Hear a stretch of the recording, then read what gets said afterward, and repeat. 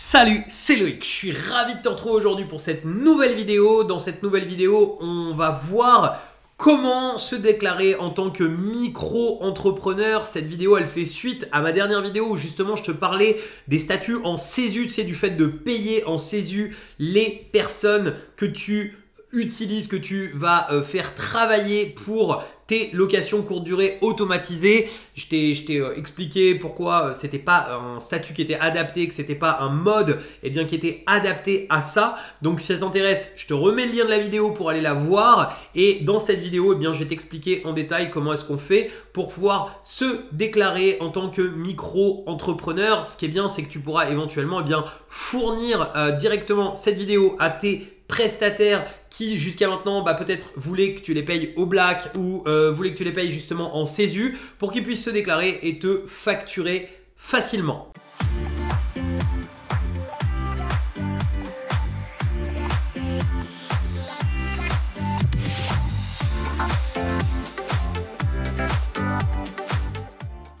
Alors juste avant de démarrer, je t'invite à t'abonner à cette chaîne, à rejoindre des milliers d'investisseurs et d'entrepreneurs qui l'ont déjà fait. Pour ça, tu as juste besoin de cliquer sur le bouton s'abonner qui est apparu dans la vidéo ou bien juste en dessous de la vidéo. Et surtout, n'oublie pas la petite cloche pour être prévenu à chaque fois que je publie une nouvelle vidéo. Je t'ai mis aussi un lien avec le petit i comme info vers le guide de l'investissement, ce guide PDF qui te permet de pouvoir démarrer sereinement des investissements rentables. Alors, on l'a vu dans la dernière vidéo, le statut micro-entrepreneur, c'est un statut qui est tout à fait adapté pour faire de la sous-traitance pour les locations courte durée automatisées parce que c'est un statut qui permet d'émettre des factures, que on puisse passer en charge tout ça, et c'est un statut qui est très simple pour nous et qui est très simple aussi pour le prestataire. Donc si aujourd'hui même toi tu es prestataire et que tu souhaites facturer facilement des clients, d'ailleurs que ce soit sur de la location courte durée ou sur totalement autre chose, tu vas voir dans cette vidéo comment est-ce qu'on fait pour pouvoir se déclarer comme micro-entrepreneur. En gros, si tu fais de la prestation de service, ce qui est bien, c'est que tu as à peu près 25% de charges tout compris.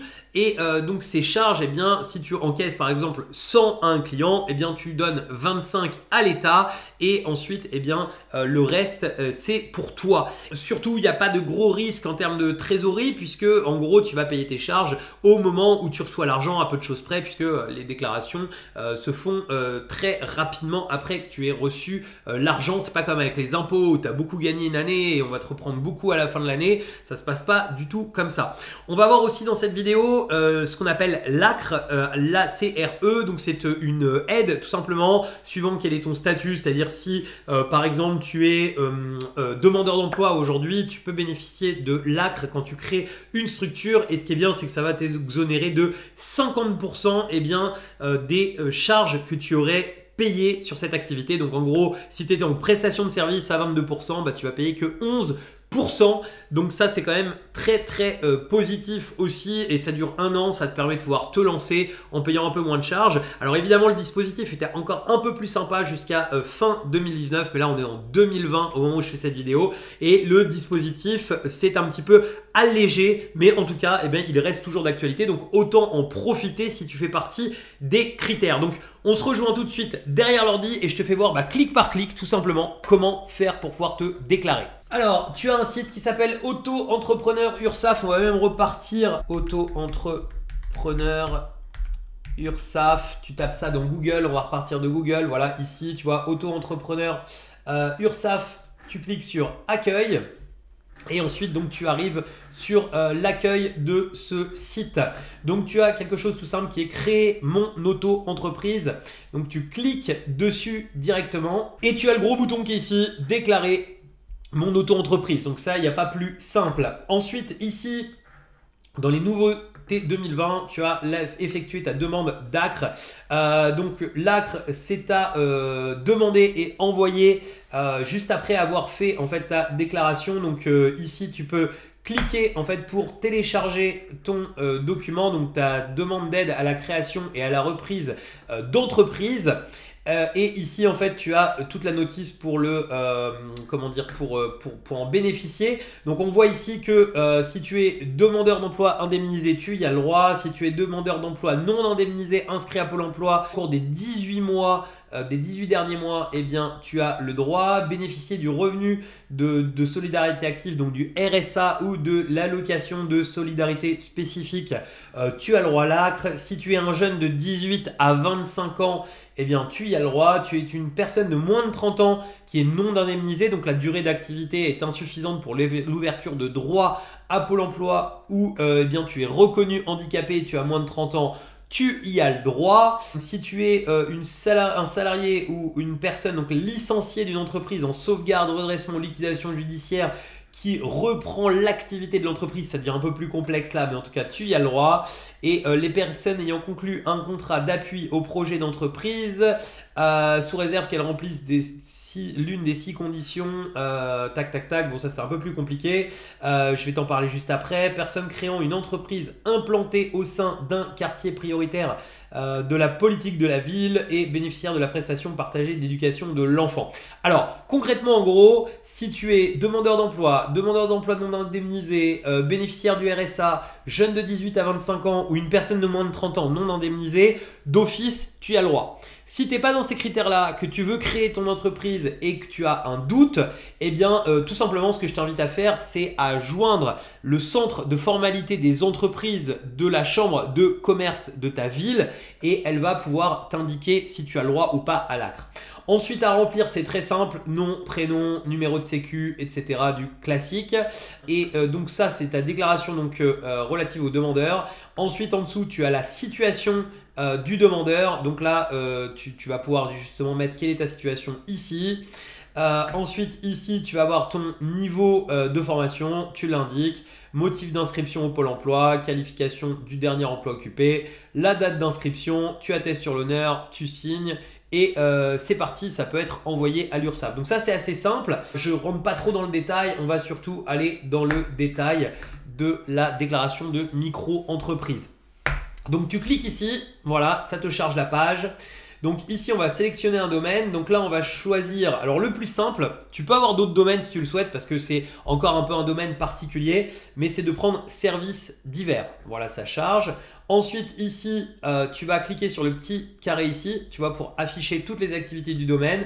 Tu vas sélectionner une activité et là en fait on va descendre, on va prendre par exemple, alors on nettoie pas des hélicoptères, hein, soit on va faire de l'entreprise de nettoyage, c'est possible, ça fonctionne. On a aussi entretien de la maison et travaux ménagers et je crois qu'on a un truc petit, voilà, petits travaux de nettoyage aussi, on peut se mettre là-dessus, c'est parfait. Ensuite, en fait, l'activité que tu déclares, elle n'est pas très importante en soi parce que de toute façon, quand tu vas faire ta déclaration, tu vas dire ou si c'est du service ou si ce sont des ventes de marchandises. Donc là, ce sera du service et ça décidera de ton taux. Donc, si c'est ton activité principale, tu rentres juste ici ton code postal et ça va donner ta ville en fait en dessous. Et si c'est une activité complémentaire, bah, tu coches complémentaire. Ici, tu vas mettre en fait diplômé, titre détenu, etc. Une activité multiple, donc oui ou non. C'est-à-dire si par exemple, je sais pas, tu fais de la conciergerie et puis que je sais pas, tu fais de la boulangerie, que tu fais de la, etc., bah, tu pourrais mettre oui et mettre en fait les autres activités que tu réalises. Sinon, donc tu mets non. Et ensuite, la personne, tu vas mettre déclarant et tu vas cliquer directement sur suivant.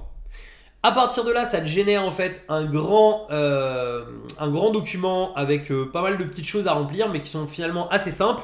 Nom de naissance, nom d'usage, prénom, nationalité, date de naissance, département, commune. Ensuite, le domicile, tout simplement ton adresse complète. Est-ce que tu as un conjoint marié ou partenaire lié avec un PACS qui exerce une activité régulière dans l'entreprise? Oui ou non? En général, on met non. Ensuite, déclaration d'affectation du patrimoine, ça on ne coche pas. Vous exercez votre activité à votre adresse personnelle, à une adresse professionnelle ou une adresse de domiciliation, donc c'est en général à votre adresse personnelle si c'est dans le cadre de l'allocation courte durée automatisée, de la sous-traitance. Ensuite, on a le début d'activité, donc là tu mets la date à laquelle tu commences, donc tu peux avoir déjà par exemple commencé et déclaré juste après. Ensuite, si c'est saisonnier ou non, donc nous c'est non. Ensuite, on indique ça. La nature, on met autre. Préciser la nature, ici, on va mettre entretien d'appartement, location courte durée ou meublé de tourisme. Ensuite, les options de versement, donc on peut soit le faire en mensuel ou en trimestriel. C'est le moment où on va payer en fait tout simplement. Le numéro de sécu, on le remet. Est-ce qu'on exerce une autre activité? Oui ou non. Donc après, on précise si on est salarié, salarié agricole, retraité ou autre. Le régime d'assurance maladie que l'on a, en général, c'est soit régime général des salariés, régime agricole, non salarié agricole ou autre. Ensuite, le régime fiscal, est-ce que c'est du BIC ou du BNC? Alors ici, donc option pour le versement libératoire de l'impôt sur le revenu calculé sur le chiffre d'affaires ou les recettes, on va cliquer oui. Et ensuite, donc adresse de correspondance, donc là on va remettre numéro de téléphone, etc. Je demande à ce que les informations enregistrées dans le répertoire Sirène ne puissent pas être consultées sur le site INSEE ni utilisées par des tiers. Moi, je te conseille plutôt de le cocher, ça évite d'être démarché. Et ensuite, eh bien, le signataire, et c'est parti, fait A, le. Et après, il n'y a plus qu'à entrer tes coordonnées mail, en fait, tout simplement. Et à partir de là, le petit CAPTCHA. Et tu valides, et à partir de là, eh bien, c'est validé. Tout simplement. Donc tu vois que c'est vraiment très simple à faire. Tu vois que c'est quelque chose qui prend finalement quelques minutes. Donc ce serait dommage de faire les choses au black alors qu'on a la possibilité de se déclarer de cette manière-là. Que la personne elle puisse donc se déclarer de cette manière-là de façon à pouvoir te facturer, payer ses charges et à partir de là, tout le monde sera au carré et également, ça te permettra de pouvoir déduire directement de tes factures. Voilà, si tu as des questions autour de tout ça, si tu es micro-entrepreneur, que tu es tombé sur directement sur cette vidéo, n'hésite pas à nous mettre quelle est l'activité que tu souhaites lancer dans les commentaires. Ce sera toujours un plaisir de voir un petit peu tout ce qui se lance, tout ce qui se fait et tout ce que les gens peuvent avoir comme idée parce qu'il y a énormément d'idées à avoir et le statut micro-entrepreneur, je trouve que c'est un excellent statut pour pouvoir tester facilement, même en étant salarié, justement le fait de lancer une activité. Voilà, écoute, je te remercie d'avoir suivi cette vidéo jusqu'à la fin. D'ailleurs, pour te remercier, je vais te remettre un lien dans l'écran de fin. Si tu n'y as pas assisté, je te mets les prochaines sessions de formation offerte, la nouvelle version 2020 pour apprendre à te créer des revenus grâce à l'immobilier, quelle que soit ta situation actuelle, même en partant de zéro. Ça peut d'ailleurs être une très bonne idée pour entreprendre. Tu vas voir, il y a tout ce qu'on parle de sous-location professionnelle pour pouvoir louer avec les biens des autres, etc. Bref, tout est détaillé dans cette formation et surtout on est présent pour pouvoir répondre à toutes tes questions. Je te dis à très bientôt pour une nouvelle vidéo. Ciao!